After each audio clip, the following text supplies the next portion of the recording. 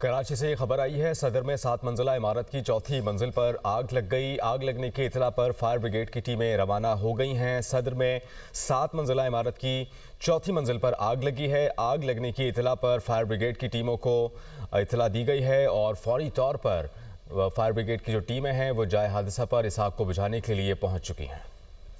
कराची से खबर आई है, सदर में 7 मंजिला इमारत की चौथी मंजिल पर आग लग गई। आग लगने की इतला पर फायर ब्रिगेड की टीमें रवाना हो गई हैं। सदर में 7 मंजिला इमारत की चौथी मंजिल पर आग लगी है। आग लगने की इतला पर फायर ब्रिगेड की टीमों को इतला दी गई है और फौरी तौर पर फायर ब्रिगेड की जो टीमें हैं वो जाए हादसा पर इस आग को बुझाने के लिए पहुंच चुकी हैं।